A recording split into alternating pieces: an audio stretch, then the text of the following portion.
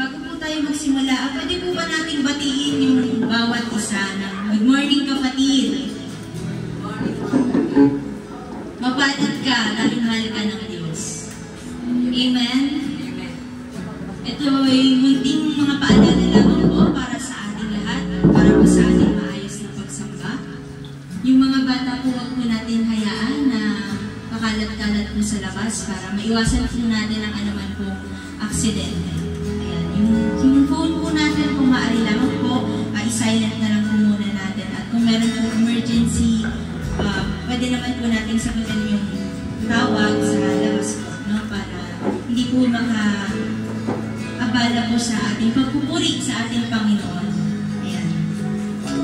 At iwasan din po natin yung pag-uusap habang tayo po ay nag-praise and worship para po sa ating Lord. Ayan, sabayan niyo po ako sa pagbasa mula po sa Aklat ng Mga Awit, chapter 95, verses 1 to 3. Ang sabi po dito, tayo nang lumapit kay Yahweh na Diyos. Siya ay awitan, ang batong kublihan, ating ngang handugan, masayang awitan. Tayo nang lumapit sa kanyang presensya na may pasalamat. Siya ay purihin ng mga awiting may tuwa at galak. Sapagkat si Yahweh, siya ay dakil at makapangyarihang Diyos, ang dakilang haring higit pa sa sinuman na dinidiyos. Huliin po ang salita ng ating Diyos. Tayo pong lahat ay manalangin. Heavenly Father, we thank you, Panginoon, for your presence, Lord. We thank you, Lord, for this day. Maraming salamat po sapagkat binigyan mo kami, Lord, ng kalakasan, ng joy, ng peace, Panginoon, upang dumako, Lord, ang aming mga panyapak, upang sambahin, upang purihin ka, pasalamatan ka. Kung gano'n mo, Lord, iningatan ng bawat isa patungo rito. Gayon din po ang pag-iingat na gawin mo, Panginoon, sa mga kapatiran namin na wala pa rito, Panginoon. Muli mong ipaalala sa bawat isa ng araw na ito ay para lamang sa iyo, Panginoon. Lord, ang lahat ng aming gagawin ay para lamang maitaas ang pangalan mo, upang mapapurihan, upang maparangalan ka, upang maitaas, Panginoon, ang kataas-taas ang ngalan mo. Lord, salamat sa kabutihan mo sa buhay ng bawat isang narito. Salamat po sapagkat ikaw ang Diyos na kahit kailan hindi nagkulang sa amin, ikaw ang Diyos na tapat sa iyong mga pangako, Panginoon. Ikaw ang Diyos na nandyan, Lord, anuman pong sitwasyon namin sa buhay. May mga pagkukulang man kami, Panginoon, patuloy mong pinupuno lahat ng ito, Panginoon. Salamat, Lord, for giving us love, for giving us joy, peace, patience, kindness, goodness, gentleness, faithfulness, and self-control, O God. Salamat po sapagkat patuloy mong tinuturuan ang bawat isa na sumunod sa iyo. Salamat po sapagkat ang bawat isang narito ay tumanggap na ng kagalingan na nagmumula sa iyo. Hindi lamang pisikal kundi spiritual, Panginoon. Salamat po sa pagsama sa amin. Patuloy mo kaming samahan, Panginoon. Ikaw ang siyang maging sentro ng lahat ng aming gagawin, Lord. Maitaas ka sa araw na ito, Panginoon. Na Lord, ang bawat isa tumugon sa iyong mga salita, O God. Na Lord, lahat ng tutugtugin namin, ng aawitin namin, ay upang maitaas ang pangalan mo, upang sambahin ka sa espiritu at katotohanan. Lord, lahat ng ito ay para lamang sa iyo. Purihin ka, sambahin ka, pasalamatan ka. Ito po ang aming sama-samang panalangin sa tanging pangalan ng aming Panginoong Jesus at sa tulong at gabay ng banal na Espiritu. Everybody say, Amen. Hallelujah. Handa na po ba ang bawat isa na purihin ang ating Panginoon? Tunay nga po na ang ating Diyos ay tapat ngayon, bukas at magpakailanman. Amen po ba? Hallelujah.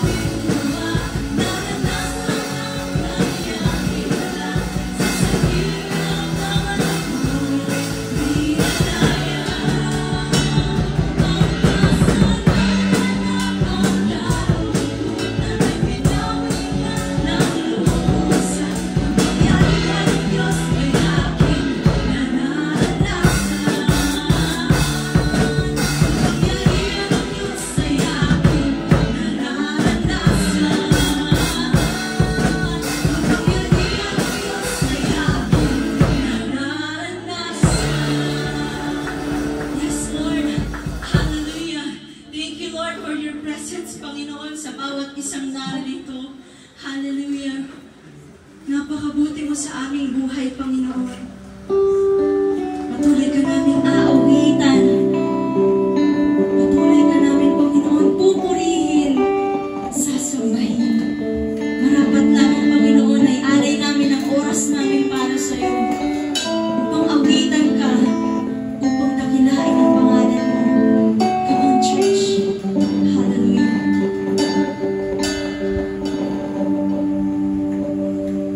Sa iyong biyaya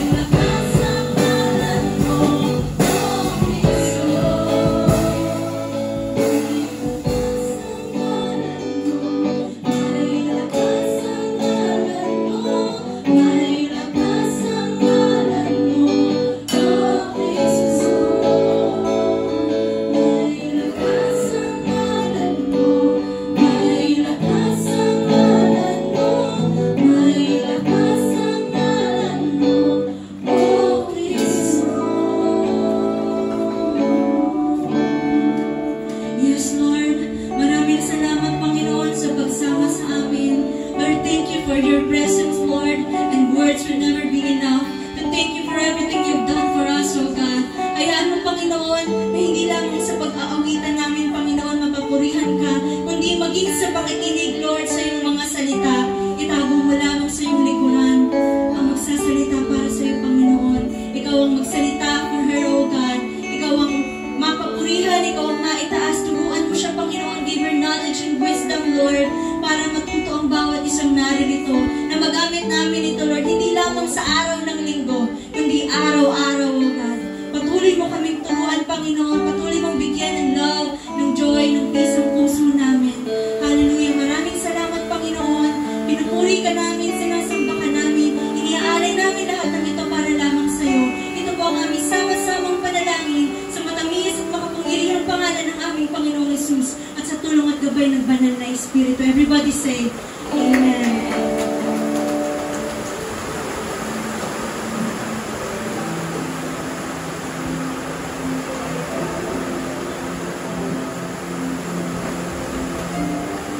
Yan, manatili po tayong nakatayo sa biyaya ng ating Panginoon. At sabay-sabay po natin basahin ang scripture reading na naghango sa unang Timoteo chapter 2 verse 6. Inihandog niya ang kanyang buhay upang tubusin ang lahat mula sa kasalanan. Ang katotohanan ito ay pinatunayan sa takdang panahon. Tayo pong lahat ay manalangin. Panginoon, tunay nga may lakas ang ngalan mo, Panginoon. Sapagkat ang pangalan mo ay makapangyarihan sa lahat. Ikaw ang Diyos na may likha ng langit at lupa. Ikaw ang Diyos na naghandog ng iyong buhay para sa amin, Panginoon, ng makasalanan. Hayaan mong parangalan ka ng bawat anak mo na naririto. Parangalan ka ng bawat pusong nagnanais na lumago sa pananampalataya, Panginoon. Parangalan ka ng aming puso't isipan, Panginoon. Hindi lamang, Lord, sa aming mapapakinggan, kundi, Panginoon, hayaan mo ang bawat salitang aming maririnig ay tumimo sa aming puso't isipan, Panginoon. Magsilbing aral at gabay ng aming buhay, Panginoon. And Lord, hayaan mong tumindig kami sa batong matibay, Panginoon. Ito ang pundasyon ng aming pananampalataya sa aming Panginoong Jesucristo. Sapagkat ang batong itong pinpanulukan ay ikaw, aming Panginoong Jesucristo. Hayaan mo ang bawat isa anumang bagyong dumaan, Panginoon. Hindi kami, Lord, matitinag, Panginoon. Hindi kami, Lord, magagapi sapagkat ikaw ang Diyos na tumawag sa bawat isa sa amin. Makapangyarihan ka. At ina-acknowledge namin ang aming Panginoong Jesucristo at banal na Espiritu na dakilang tagapagturo ng bawat isa.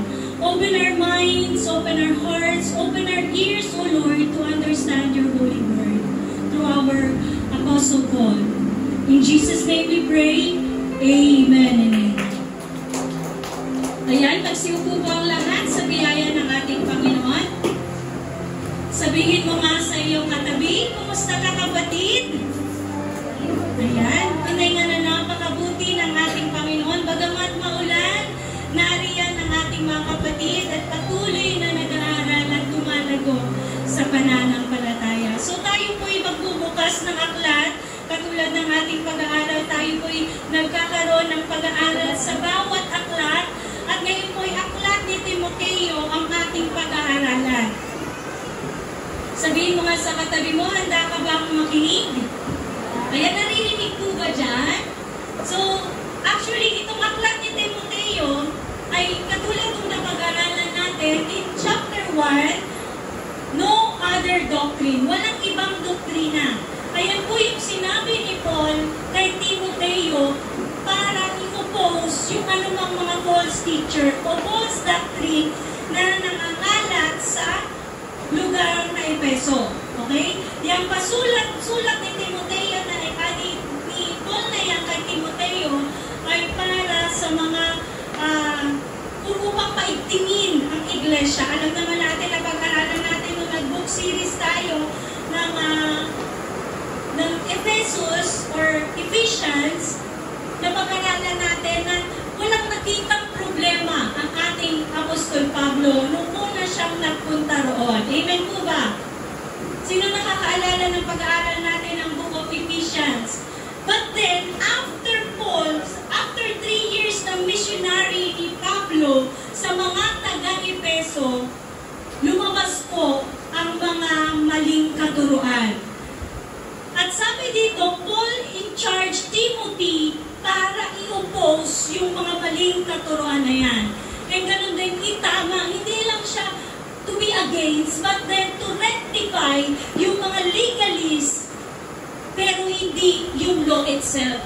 Kasi alam naman natin, ang kautusan ay mabuti. Amen po ba? Sabi mo sa katabi mo, ang kautusan ay mabuti.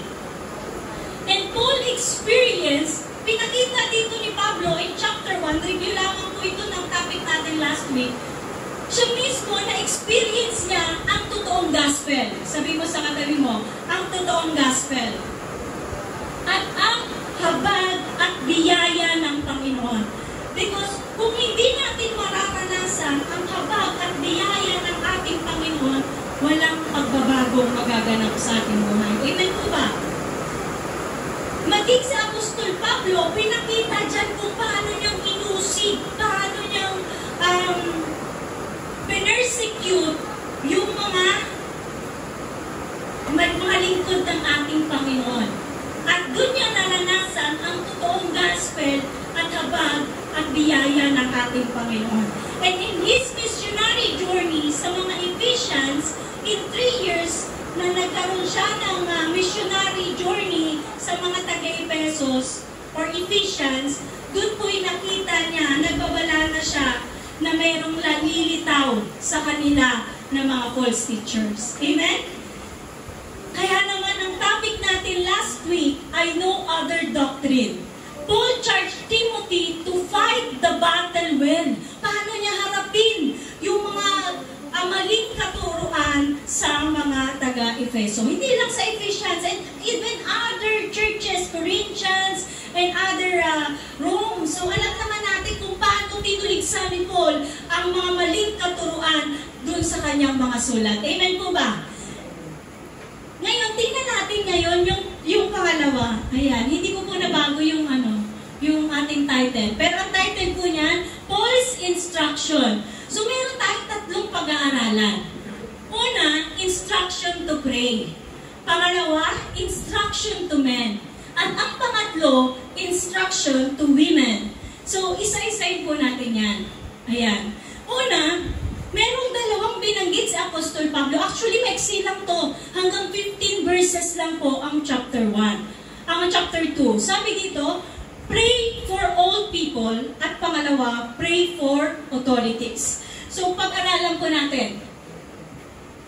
Mga tagubilin tungkol sa panalangin. Una sa lahat, ipinakiuusap kong idulog ninyo sa Diyos ang inyong mga kailangan, panalangin, pagsamo, at pasasalamat para sa lahat ng tao. Para kanino? Para sa lahat ng tao. So kung titignan natin, ilan po yung nabanggit ni Paul? In New King James Version nakalagay supplication.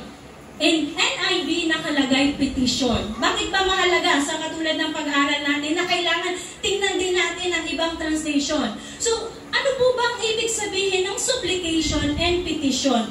Ito'y kneeling with humbleness sa ating Panginoon. Amen? Ano ba yung prayer? We can pray, we can ask to God without humble heart. But it doesn't please God. Amen po? So, ang prayer dito, kailangan mo ng humble hearts. Para kung titingnan natin, pare-pareho lang naman yan. Supplication, petition. It is also form of prayer. But then, let us analyze yung word. Sabi ko sa inyo sa theology na pinag-aaralan natin, tingnan natin, basahin natin isa-isa ang bawat salita na binibigkas upang hindi tayo maligaw. Katulad nung mamaya sa pag-aaralan natin na ang babae ay dapat tumahimik. So, actually, sasagasaan natin yan. So, sabi dito, or tatalakayin natin yan. Sabi dito, prayer, it is request to God. Anyone can request to God. Even unbelievers can request to God. Amen? But then, bakit kailangan mayroong supplication and petition? intercession. Because as we come to God with our requests, we must humble our hearts. Amen? We must kneel down to God and acknowledge Him. Kaya sabi dito, intercession. Pag sinabi natin intercession, it is also form of prayer. But then, we are praying not only for ourselves, but for others. Amen? So, intercession is intervening on behalf of others. And that's what congregational do when they pray. Actually, tinuro ng Panginoon sa West Crame, dalawang uri ng panalangin, ang panalangin personal at panalangin congregational. So kung titingnan natin, in congregation, we ought to pray for others. Amen? That's what, yun yung ginawa nung nakakulong si Apostol Pablo at yung mga nasa church, they prayed to Apostle Paul. So kung titingnan natin, we are praying to others when we do the intercession. At ang pang-apat, thanksgiving. Kung titingnan natin ang thanksgiving, hindi lang yung basta pasasalamat. Kasi ang pasasalamat, maaari natin gawin kapag nakatanggap tayo ng pagpapala. But this thanksgiving is more than just expressing gratitude for benefits we receive. It is a spiritual attitude of acknowledging God's goodness and provision in all circumstances. Nagpapasalamat ka kasi dumadaan ka ng pagsubok and the Lord never fails to provide. Amen po ba? That is thanksgiving. And it is a form of worship. It involves recognizing God as the source of all good things, praising Him for His characters and action, and responding to His grace through obedience and grateful heart. So hindi lang siya pasasalamat sa mga bagay na natatanggap natin positively, but thanksgiving is more on sacrificial worship to God. Amen? Bakit sinabing sacrificial? And even your deepest situation in your life, you can still thank the Lord. Amen? Sabihin mo, salamat sa Diyos. Ayun po yung thanksgiving. Naunawaan po ba natin? Kaya apat yung sinabi ni Paul. Kasi para sa lahat ng tao, ang gagawing panalangin na pinapakiusap niyang idulog sa panalangin. So kung titignan natin, nag-start siya sa prayer. Sa pangalawa, idalangin rin ninyo ang mga hari at may kapangyarihan. O in other translation, the authorities na inalaw ng Diyos para sa mga tao upang tayo'y makapamuhay ng tahimik, mapayapa, makadiyos at marangal. So I read some of the commentary na hindi pa raw nung time daw na sinulat yan, hindi pa nakukonquer ng Roman Empire. But then it is not written here. So we just leave kung ano yung payo ni Paul. Because there are lots of commentators po sa buong mundo. Theologians, Bible scholars, and they have their differences, different biases. Okay? So sabi dito, sa panalangin ito, nais ni Apostol Paul na tayo'y manaman sa kapangyarihan ng Diyos. Amen? Kasi hindi natin, tayo na simpleng mamamayan, we cannot control yung nakaupo na inilagay ng Diyos. So, sabi ni Apostol Pablo, ipanalangin. That's what we can do to the authorities God has given to dun sa mga governments, sa mga hari, kasi before ang tawag pa po sa kanila ay mga hari. Diba? But then, tayo dito, we don't have colonies. What we have is government. So, kung titignan natin, bakit? What is the purpose of praying sa mga otoridad?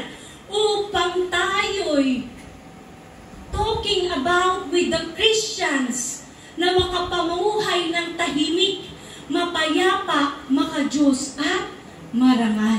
sapagkat iyon po ang kalooban ng ating Panginoon. So sabi dito, in the previous verse, Paul said that we should give thanks for all men. In others translation po, in NIV, ito yung New King James Version, all men. But in NIV, nakalagay dyan, all people. So mas pinababa siya. So ibig sabihin, hindi lang siya para sa mga lalaki, kundi para sa lahat ng tao. And here he connects that the thought with those who are in authority over us. We should give thanks for those who are in authority because God has ordained government. So dapat nating isaisip na ang Diyos ang naglalagay sa bawat nakaupo sa gobyerno. Amen? Even though they are corrupted. Actually, hindi lang naman sa ngayon ang corruption. Ang corruption po, even in the Old Testament, corrupted na ang tao. So no wonder, we have to pray. Ang gagawin natin, our accountability and responsibility is to pray for our government. Amen? Who desires all men to be saved. Nais ng Panginoon na maligtas ang lahat. Prayer for those in authority should always have an evangelical purpose. Actually, nakakatuwa po si Peter Tanchi. Whenever I saw him in the government praying doon sa mga nasa loob ng gobyerno, the Lord works. Amen? Kumikilos ang Diyos. Yes, they are corrupted. Nakakainis. Yung mga ginagawa nilang korupsyon at masasamang gawain in the government. But for us, we do not blaspheme them. We should respect them and submit to them. Yun po yung sinabi ng Panginoon. And as a Christian, tatayuan natin yung tinuturo sa atin ng Diyos. Amen? Kesa yung tinuturo sa atin ng mundo. Our real goal is that they would come under the authority of Jesus. Ayun po yung part natin. And make decision allowing the gospel to have free course and be glorified. Kaya glory to God, all glory to God dun sa mga taong ginagamit niya, Eddie Villanueva, Peter Tanchi, o kung sino-sino pa man nasa loob. Even Manny Pacquiao, kahit si Manny Pacquiao ngayon ay medyo nalilihis na kanyang but we do not judge him. Amen? The Lord works. Kung paano kumilos at nag-miracle ang Lord sa buhay natin, ganun din sa matataas na posisyon. Amen? Amen po ba? Amen. So, sabi dito, sa verse 3, ito ang mabuti at nakalulugod sa Diyos na ating tagapagligtas.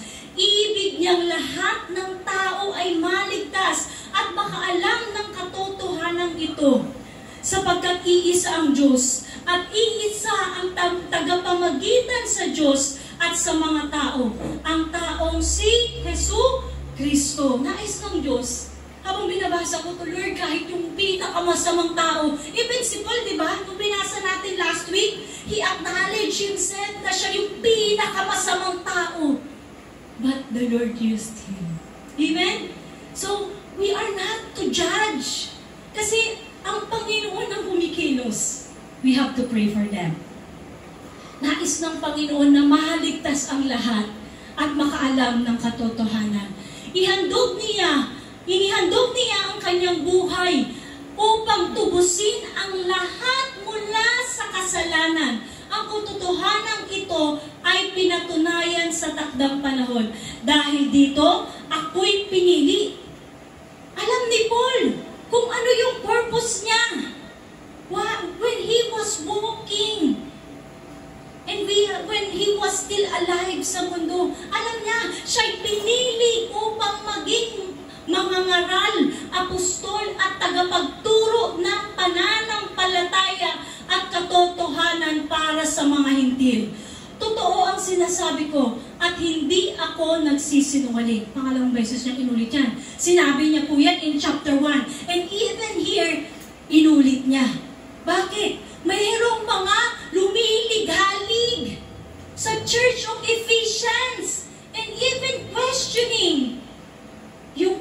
tinawag ng Diyos kay Apostol Pablo. Amen? So sabi dito sa pangalawa, instruction to men to pray with pure hearts, lifting up hands, and without anger and doubt. So ayan po yung pag-aaralan natin pangalawa. Sa lahat ng dako, nais kong ang mga lalaki, so again, titingnan natin dito ha. Ulitin ko yan sa pangalawa. Sa verse 9. Nais kong ang mga lalaki ay manalangin, may malinis na puso, walang sama ng loob at galit sa kapwa. But this teaching is not only applicable to men, but then Paul's desire, kasi siya ay lalaki, ang kanyang desire para sa mga kalalakihan to pray ng may malinis na puso at walang sama ng loob at galit sa kapwa. And yan po itinuro din ng Panginoong Yesus. Kung maghahandog kayo at may sama kayo ng loob sa iyong kapatid, iwanan mo muna yung handog mo in Matthew 5. Iwanan mo muna yung handog mo. But pumunta ka muna sa iyong kapatid, makipag-ayos ka. At saka ka bumalik at maghandog sa Diyos. Ayan po yung tinuro ng Panginoon. And Paul's desire sa mga lalaki ay ganun din. Bakit? Nagkaroon ng pagtatalo. Nandyan si Himeneo at Alexander in English. Diba? Alejandro sa Tagalog. Naglilikha sila ng kaguluhan sa loob ng iglesia. Kaya nais ni Apostol Pablo na ang mga lalaki ay manalangin may malinis na puso. So sabi dito, I desire therefore the men pray everywhere, lifting up holy hands without wrath and doubting. Ganon din sa NIV. I want, gusto ni Paul, na lahat ng mga lalaki ay manalangin. Lifting up holy hands. Actually, tinignan ko yung ibang mga commentary and they have their biases. They are telling na itong lifting hands daw to, ibig sabihin niyan ay authority ng men. But then, kung titignan mo, nais ni Paul yan. He is not really emphasizing dito yung authority ng men. Mamaya yan sa verse 9. Makikita natin yan. Therefore, I want, gusto ni Paul na ang mga lalaki ay manalangin. Dito nga, to pray lang eh. Pero sa Tagalog, merong malinis na puso. Lifting up holy hands without anger or disputing. Galit o pagtatalo. Actually, nakaka-disturb naman po talaga yung manalangin ka na may sama ka ng loob. At sino kayo yung nakakapanalangin dito nang may sama ng loob at galit? Di ba po ang hirap manalangin? Lalo na po sa mga lalaki na yung kanilang kaisipan ay naka-straight lamang po. Di ba? Ito yung nais ni Paul. Manalangin ang mga lalaki nang walang galit o pagtatalo. Paul's desire that men must pray everywhere, not only in the church. Bakit? Kasi kung titignan mo, nakalagay dyan everywhere. In English, in Tagalog po, kahit saan. And there are other commentators po na sinabi ito'y sa loob lamang ng church. Napakalinaw. Chinek ko po, New King James Version. And even po, doon sa King James Version. They must pray everywhere, kahit saan. Manalangin sila nang walang galit at pagtatalo. Some commentary insisted that this must only apply in the church. Again, hindi sinabi kung si Paul, sasabihin niya talaga yan sa sulat niya na church, hindi everywhere. Amen po ba? But here, he mentioned that everywhere. Pag sinabing everywhere sa Tagalog, kahit saan. However, ito po yung aking komentary ha. I believe men's nature is independent. Ano po yung nature ng mga lalaki? They are independent. Amen? Independent po yung mga lalaki. But praying is showing that they must be reliance on God. Na kahit lalaki sila, they have their pride and ego, matuto silang magpasakop sa Panginoon. It shows the sovereignty of God. This shows the authority of God over men. Praying to God is showing total dependence to His sovereignty. Ngayon, correct me if I'm wrong. If you have read some commentaries na this is only for the public worship, only in the church, again, Paul, yung binasa natin, walang nakasulat. Even I check also sa mga Acts, Book of Acts, and other reference, wala pong nakasulat. That Paul is referring this to the public worship. Everywhere. Not only in public worship, but everywhere. Amen po?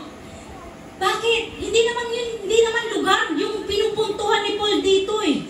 Ang pinupuntuhan ni Paul dito is yung makita ng lalaki ang soberanidad ng Panginoong Hesukristo. Even they are head of their wives, they have the head. Meron tayong pinakaulo ng iglesia. Yan ay ang ating Panginoong Hesukristo. Naunawaan po ba natin? So sabi po dito, lifting up holy hands, hands that are lifted must be holy. Hands that are set apart unto God and not given over to evil, without wrath and doubting. Such prayer must be without wrath. Yung panalangin ng walang galit, yung panalangin walang pag-aalinlangan o pagtatalo.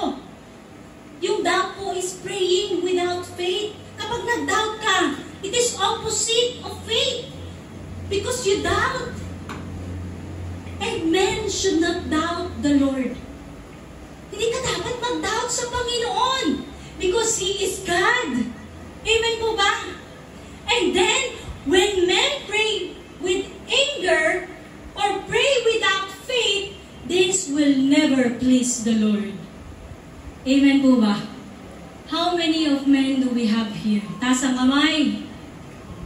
Uy, sa Ephesians lang yan. No! Paul is talking about men, plural po. Lahat po ng kalalakihan, you should pray without anger and dispute. Amen po ba? Bakit? Nais ng Panginoon na dumepende sa Kanya. And the peace that surpasses all understanding will guard your heart. It is the promise of our Lord Jesus Christ. Siya yung peace na nagsusurpass ng lahat ng bagay na hindi mo maunawaan, na nagiging cause ng anger. Amen po ba?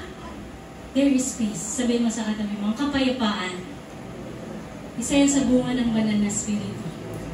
And sabi dito sa part 2, ito na po, target na actually, before I embrace this calling that I have, talagang masusi ko pong pinag-aralan itong isang verse na to, na talagang marami ang tumutuligsa. Why? Because they have their own biases. And alam naman natin, yung tradition and culture in the Old Testament. Women are not allowed to study. Amen? Women are uneducated. Amen? But in this generation, nakakapag-aral na po ang mga kababaihan. And tingnan natin ngayon. Una, ito yung turo ni Paul sa mga kababaihan. To dress modesty, to profess godliness, to learn in silence, not to have authority over a man. So, isa-isahin natin yan. Sabay-sabay basahin ng malakas. Mga babae naman ay dapat maging mahilig, ayos at tagalang-galang sa pananamit at ayos ng buhok. Hindi sila dapat maging magarbo sa pananamit at katulad sa mga mahaling alahas na ginto o teras. Ayan. Ang mga babae ay dapat maging mahinhin, maayos at kagalang-galang sa pananamit at ayos ng buhok. Hindi sila dapat maging magarbo sa pananamit at maluho sa mga mamahaling alahas na ginto o perlas. Sa halip, ang maging palamuti nila ay mabubuting gawa gaya ng nararapat sa mga babaeng itinuturing ng makadiyos. Ang mga babae ay dapat matuto ng tahimik at nagpapasakop. So, tingnan po natin. Ayan. Again, in verse 8, sabi ni Paul, I desire, I want. Hindi niya sinabi, the Lord teaches. Amen? The Lord teaches. No, ito yung gusto ni Paul. Bakit? Sabi po ng mga commentators, there is issue in the Ephesians. They have a new believers na mga babae na lumilikha. Alam naman natin mga babae may ingay. Tingnan mo yung katabi mo. It is nature of women. Kapag nanahimik ang babae, hindi ko na lang alam kung anong nangyayari. But then, nature of women is maingay. Sabi mo sa katabi mo, patawad. Iyon yung simple nature natin. So, ayun po yung nangyari. Kaya sabi ni Paul, I want, I desire sa mga kalalakihan ay ganito at ganito naman sa mga kababaihan. Again, yan. Let a woman, so tingnan natin ha, sabi sa Tagalog, mga kababaihan. Let's check yung New King James Version and NIV. And even sa King James Version lang. So, let a woman learn in silence with all submission. And I do not permit, again, sa pag-aaral ng theology, napaka-importante ng pronoun. Okay? I referring to Pablo. Okay? I do not permit a woman, babae, to teach. Again, tingnan natin ha. Isa-isahin natin. Kayo mismo mag-analyze. Use your discernment that God has given to each and every one of us. Or, saan ko ginagamit ang or? Diba? Kapag mayroon kang ipapaliwanag at hindi mo talaga gagamit ka ng, ganito. So, or to have authority, the silence that Paul is teaching is to have authority over man. Ayun yung ayaw niya, na yung mga kababaihan daw ay magkaroon ng otoridad sa lalaki. Sino yung lalaki? Hindi siya men. Hindi siya M-E-N na plural. Bakit? Because the woman, and maka-emphasize pa yan, Adam and Eve, mag-asawa. Analyze. Use your analyzation. Adam and Eve, mag-asawa po sila. So, women, hindi ako pwedeng i-overpower ko si RJ. Kapag siyang nagsalita, I must be quiet. Because he is the authority God has given to me. Kuha po? And ganun po, yung nangyayari. A woman, and itong woman na to, bakit naging plural? Kasi applicable siya sa lahat ng babae. At inulit po yan ni Pablo sa Ephesians. Wives, submit yourself to your husband. Kuha po natin, hindi mo pwedeng i-overpower o magkaroon ka ng otoridad sa iyong asawa. Ano po ba ni Adan si Eva? asawa. So kung titingnan natin, yung tinutukoy na manahimik ay patungkol sa asawang lalaki. Kapag siya ay nangangaral at di mo pwedeng tataasan mo pa siya ng higit. Kasi kailangan mo tumahimik.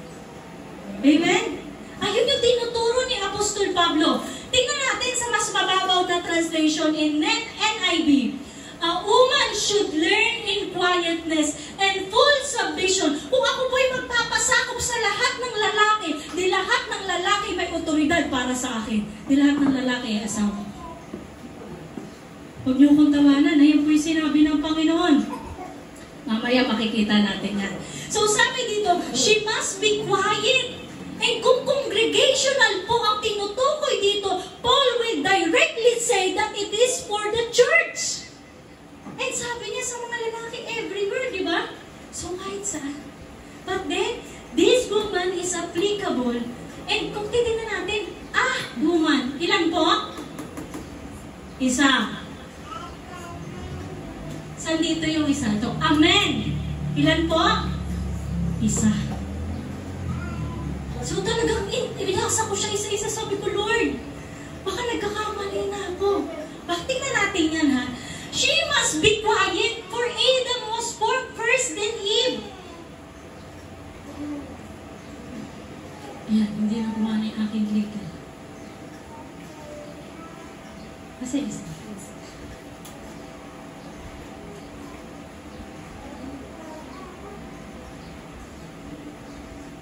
Ayan.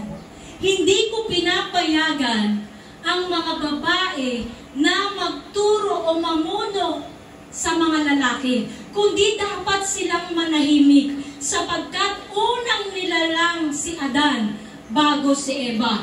Again, mag-asawa, Adan at Eva. At hindi si Adan ang nadaya, kundi si Eva ang nadaya at nagkasala. Sumunod? Ayan. Dito na lang ako. Ayan. Even in the book of Ephesians, Paul had taught dito sa chapter 5, verse 22 to 28, sabay-sabay basahin ng malakas. Wives, submit yourself to your own husband. If I'm gonna submit myself sa mga lalaki, then away kami niya ng aking asawa. Bakit? It will cause disputes. Bakit? Kasi nagpasabit na ako sa lahat ng mga lalaki. No. Woman should submit with their own husband. And for the husband is the head of the wife. Again, the husband is the head of the wife. And this is in Ephesians. As Christ is the head of the church, sino ang head ng church? Christ. His body, of which He is the Savior. Now, as the church submit to Christ, so the wives should submit to their husband in everything. Again, correct me if I'm wrong. Kayo po, sige po. But then, I won't accept the commentators. Why? Even though they have their own biases, but let's be duel kung ano po yung sinabi ng salita ng Panginoon. Ngayon, if you will argue with me about this, hindi na po ako magsasalita. Let the Lord, the Word of God, prove kung ano po. Kasi makikita natin dito, husband, love your wives. Alam naman natin yan. As Christ loved the church and gave up Himself for her. Alam natin yung kauturuan na yan. Kapag may asawa kang babae, igigibak po ang lahat para sa kanya. Katulad ng ginibak Himself yung sarili mo para sa iyong asawa. Ganun po kakomplikado ang pag-aasawa. Ngayon, kung lalaki, hindi mo pa kayang igibak ang sarili mo para sa babae, then you are not ready to get married. Amen? Because Christ Himself, yan po yung basihan natin sa pag-aasawa. To make her holy, cleansing her by washing with water through the Word, to present her to Himself as a radiant church without stain or wrinkle or any other blemish, but holy and blameless. In the same way, husband ought to love their wives. Actually, itong isang verse na to, sa pananahimik, napakarami pong commentators ang binigyan ng kahulugan. Even yung nabasa ko po kagabi. So sabi dito, again, Paul didn't contradict kung ano yung nasabi ni Propeta Joel. At inulit ni Apostol Pablo and the 11 apostles. Basahin natin. In the last days, God says, sino may sabi? God says, I'll pour out my spirit on all people. On your sons and daughters will prophesy. Ano po ba yung prophesy? Pagpahayag ng sinasabi ng Diyos. And if men are only given na magpahayag ng salita ng Diyos at ang mga babae ay hindi, we contradict kung ano yung sinabi ni Propeta Joel at sinabi ng mga apostol ni Peter at ng 11 apostol. Nakuha natin? Hindi sinasabi ni Paul, hindi niya kinocontradict. What is he referring is as a wives, hindi natin pwedeng i-overrule ang ating mga asawa. So, sons and daughters will prophesy. Inulit pa sa 18. Even on my servants, both men and women, I will pour out my spirits in these days. And inulit pa, they will prophesy. Hindi pa rin ba po ba klaro? Kulang pa rin po? So, tingnan natin ngayon.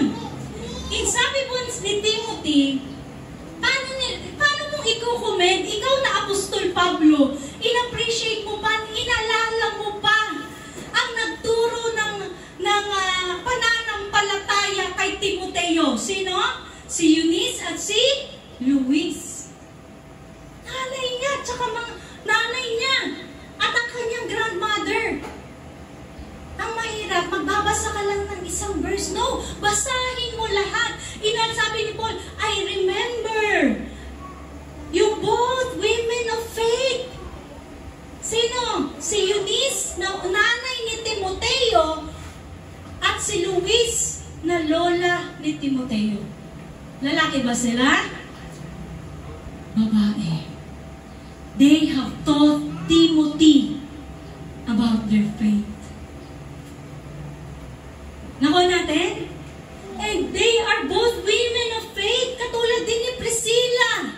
In Acts 18 verse 2 to 3 and 18 tsaka 26.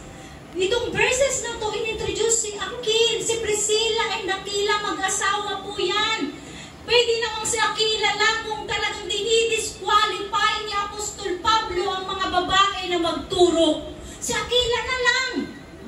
Bakit? Sinabi niya pa si Priscilla, he also acknowledged Priscilla na asawa ni Aquila, detailing the arrival in Corinth, na their meeting with Paul and their works as a tent makers. It is also highlighted their instruction of Apollos. Sino po yung nagpahayag kay Apollos? Saan yan makikita? Romans chapter 16 verse 3 to 4. Paul greets Priscilla and Aquila, calling them his co-workers in Christ. Amen po ba? They are co-workers in Christ and mentioning their willingness to risk their lives for Him. So, kung titingnan natin, kung ang argumento lang dito ay pananahimik ng mga babae, then, for me, sabi ko nga sa inyo, I am very willing na may tumayong lalaki dito. Alvin daw. Praise the Lord. Why not? It is not about the position. It is about glorifying the Lord through the gifts that He has given to all of His people. Amen? Amen po ba? Why not? Kung si Alvin ang maging pastor natin dito. No one knows. Kung i-embrace niya yung calling ng Lord, why not? Sabi ko nga sa inyo, kahit ako po'y taga-laptop operator, masaya na ako. Kung sa bagay na yun, napararangalan ko ang Diyos, masaya na ako. Kung yun ang ating argumento, but then, the Lord Himself confirms.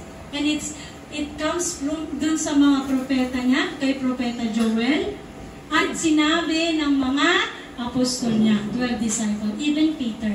So, ngunit, ito na, maliligtas ang babae sa pagsilang ng sanggol. May narinig po ako na mananampalataya. Kapag nagkasala ka, mga anak ka lang, maliligtas ka daw. Wala, paano ako? Paano ka sa Ate Jennifer? Ayoko yan. Sabi nila, but then, hindi natatapos dun yung verse. Sabay-sabay basahin ng malakas.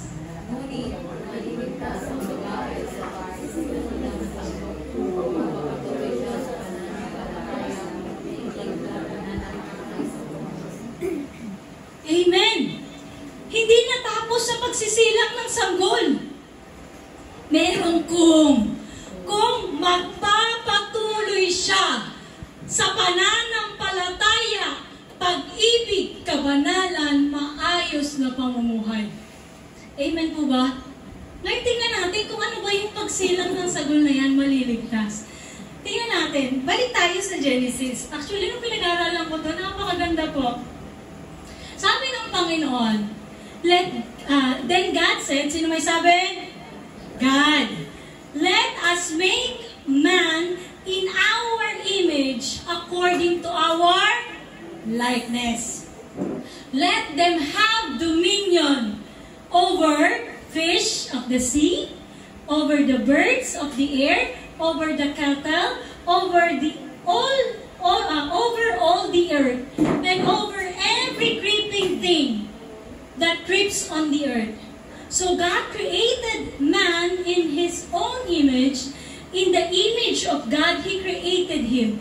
Male and female, He created them. Then God blessed them, and God said to them, be fruitful and multiply. Kung titingnan natin, sa chapter 1 pa lamang po, ng pagkalikha ng ating Panginoon sa mga tao, or kay Adan at Eva, so He created them with His image. So ano yung kanyang utos dito? Sila ay they will dominion over fish. Sila po yung mamamahala sa mga isda, mga ibon, mga kettle, at lahat ng nasa mundo. Sila po ay mangangalaga.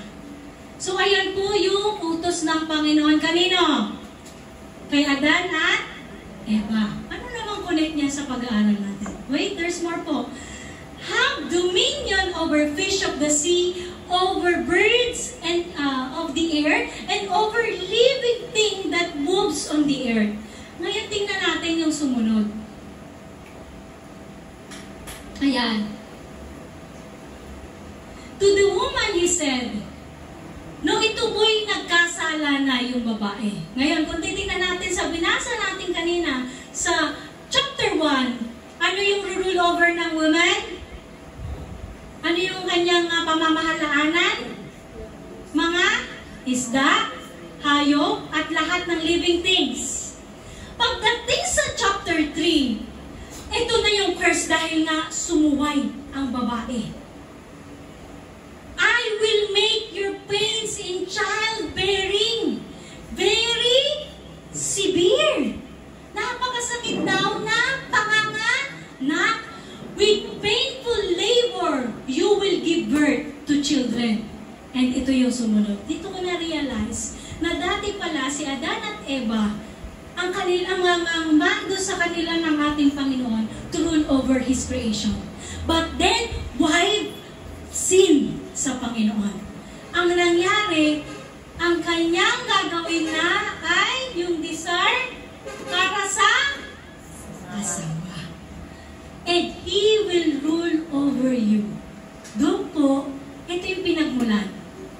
Na ang lalaki, na ang babae ay dapat magpasakop sa kanyang asawa. Because Eva, or Eve, he failed to obey the Lord. Kaya, kanyang desire ay ang sinasabi ng kanyang asawa. And he will rule over you. Ito po yung describe ng curse na pronounce ng ating Panginoon sa babae. Lahat ng babae, after the fall of humanity, it states her pain in childbirth will be greatly increased. She will give birth in pain, and her desire will be for her husband. But he will rule over her.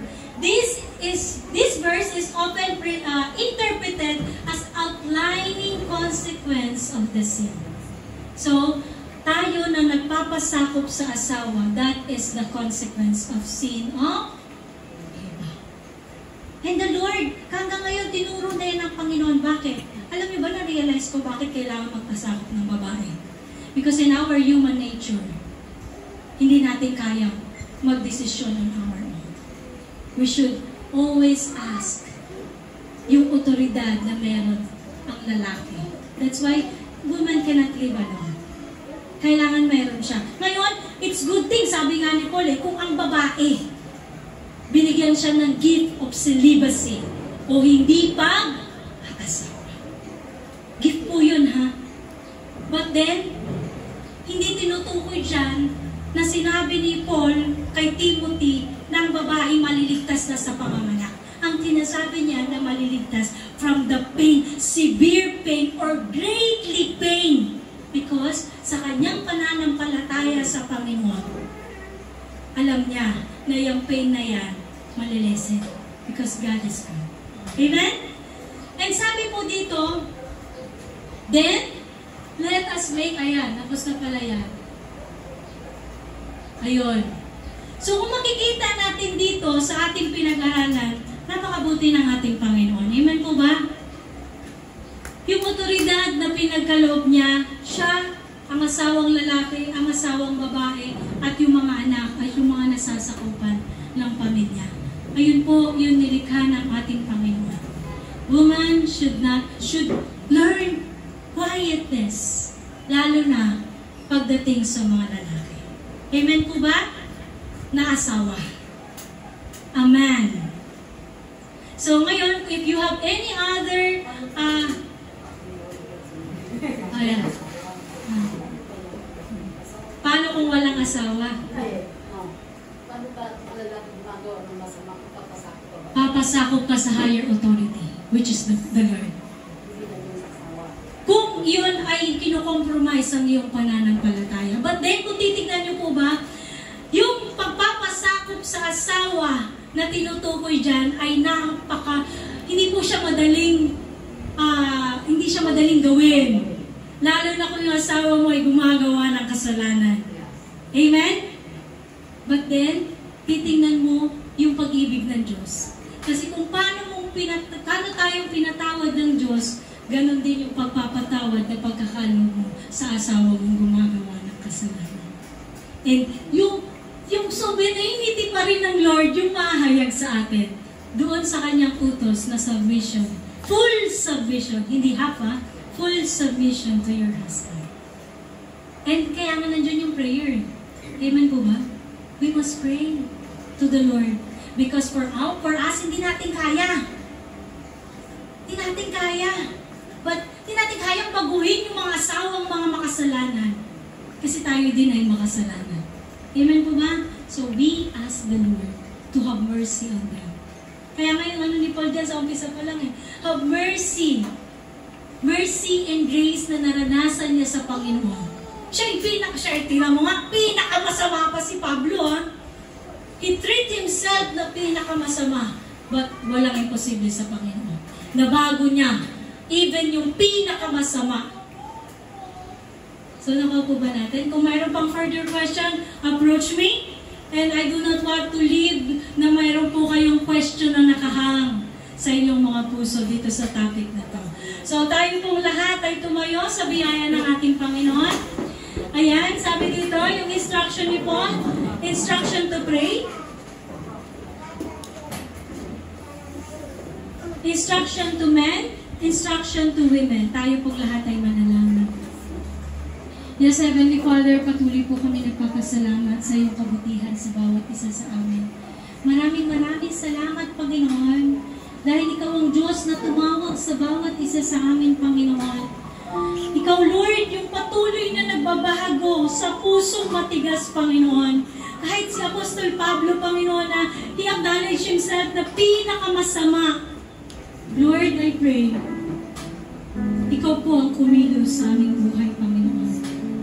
Kung paano mong binago si Apostol Pablo, I pray din, Panginoon, kung ano man, Lord, yung mga pinagdadaanan ng mga kananayan na naririto, Panginoon, sa kanilang mga asawa. I pray, Lord, baguhin mo po ang kanilang mga asawa, Panginoon. Ikaw po yung magbigay sa kanila ng kahabagan, Panginoon, kung paano mong kinahabagan ang mga makasalanan noong una. Kahabagan mo rin po kami, Panginoong Jesucristo. Hayaan mo magpasakop kaming lahat sa iyong banal na kapangyarihan, Panginoon, sapagkat ito ang nais mo sa bawat isa. And Lord, I pray, ano man, Lord, yung mga mensaheng na ihayag sa umagang ito, ikaw po ang magpaunawa sa bawat isa, Panginoon. Lord, ano man yung mga napakinggan, at ano man, Lord God, yung naihayag, Panginoon, sa umagang ito. Give us discernment, Panginoon, that comes from you alone. Give us wisdom that comes from you, O Lord God Jesus. And I pray, Lord, that your word will be light on our path, Panginoon. Maging ilaw sa daraanan namin. Itong mundo na puno ng kaguluhan at kadiliman, Panginoon. Hayaan mo ang iyong mga salita, ang siyang aming maging guide, Panginoon, patungo sa iyo. And Lord, as we understand more your words, Lord, to our advanced theological training, Panginoon, hayaan mo ang bawat individual na naririto, ikaw po ang patuloy na mag-equip. We do not ask for more, Panginoon, na mga tao, Lord God, kung ano lamang po yung nais mo, at alam mo na kaya po, Panginoon, na pahayagan ng iyong mga salita, na ipagkakatiwala mo sa akin. Use my being, Panginoon, my whole being, Lord, to glorify your name. Maraming salamat, aming Panginoong Jesucristo. At ganun din sa mga kapatiran ko na naririto, gamitin mo ang bawat isa na maparangalan ang iyong dakilang pangalan. At Lord, mag-raise ka, Panginoon, ng mga pastor, preachers, Lord God, mga lingkod mo, Panginoon, na may kababaang loob, Panginoon, na sumunod sa iyo at embrace yung pagkatawag mo sa bawat isa sa amin, Lord, to preach your word, to make all men your disciple, Panginoon. Kaya mo, parangalang ka ng bawat anak mo na naririto. Hindi lamang sa loob ng panambahan, maging sa labas ng panambahan, sa loob ng tahanan, sa loob ng paaralan, sa loob ng trabaho, Panginoon. Lord, use us, Lord, to glorify your name. This we pray in Jesus' name. Everybody say, Amen.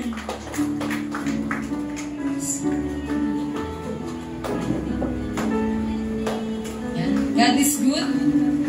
All the time. Mahina. God is good. All the time. All the time. Yan, kung tinuruan tayo ng Diyos kung paano magpasakop sa ating sa mga asawa ninyo. Dahil wala pa po akong asawa. Tinuruan tayo ng Lord kung paano magbigay at magbalik ng pagpapala para sa Kanya. Amen po ba? Amen. Yan dito, dadako na tayo sa ating tithing offering. Sabi sa Luke, chapter 6, verse 38, Give and will be given to you, good measure, pressed down, shaken together, running over, will be put in your lap.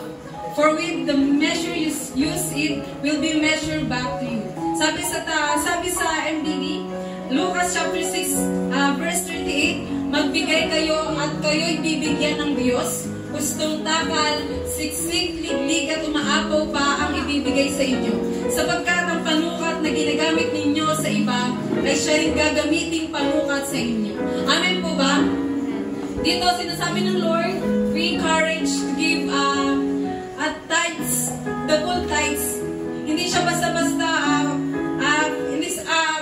this verse is not just about financial giving. It's about kung paano tayo magbalik sa ating Panginoon, sa kanyang kabutihan, sa kanyang generosity. Diba? Dito tayo in-encourage ng Lord kung paano magbigay at magbalik sa kanya ng pagpapala, kung paano pinapa-experience sa atin ng Lord, kung paano tayo pagpalain. Amen po ba? Ngayon pa lang, sa araw-araw na pamumuhay natin, lagi natin na-experience yung pagpapala ng Lord. Amen po ba? Sa buhay ko, sa bawat buhay natin, sa bawat isa, may naranasan tayong struggles, paghihirap, diba? But still, God is good. Andiyan ang Panginoon para bigyan tayo ng pagpapala at bigyan tayo ng desire kung paano ibalik natin yung pagpapala sa ating Lord. Amen po ba? At sabi ng Panginoon dito, given will be given to you. Sabi ng Lord, is encouraged to be generous with what you have. Diba? Kahit hindi sa material things or kahit sa kahit anong sa possessions natin, at dahil sa kabutihan ng Lord, doon tayo natututo paano magpatawad. Kasi this verse is not, yung tinuturuan tayo dito kung paano magbigay or magbalik o magpatawad sa ating kaaway. Kung mabasahin niyo yung full verse na to, it's about enemies. Diba sabi yung paghatod sa kapwa? Ganun din sa pagpapala na meron tayo binibigay sa ating Diyos. Ganun din na dapat maging humbleness tayo, maging kindness, tinuturuan tayo ng Lord paano magbigay sa ating Diyos. Amen po ba? Then, dito, tinuturuan din tayo ng Lord kung paano ibalik, it teaches that the generous spirit in action will be with abundance and return. Once na nagbibigay tayo ng para sa Diyos, ibabalik niya yung nasiksik-liglig at umaapaw pa. Sabi nga ng Panginoon. Amen po ba? Then, these times, pag-pray natin sa Panginoon na magamit ito sa pag-grow sa ating pananampalataya, sa ating church, sa ating pamumuhay at sa bawat sarili natin. Amen po ba? Now, let's pray. Yes, Heavenly Father, Lord, we thank you, Panginoon, for this your, Lord God, for your word, Panginoon, na tumimo, Panginoon, at maigtanin sa bawat isa ng iyong salita, Lord God. Magamit, Panginoon, sa iyong panambahan, Lord God. At, Panginoon, na patuloy mo kaming i-bless, Lord God, ang bawat isa, Panginoon. These tithes and offering, Lord God, alam ko, Panginoon, hindi financial, Panginoon, ang nasusukat, gano'n mang kalaki o kaliit ang ibibigay ng bawat isa, Panginoon. Nakikita dito, Panginoon, yung puso, Panginoon, na may pagpapakumbaba na magbigay sa iyo, Lord God.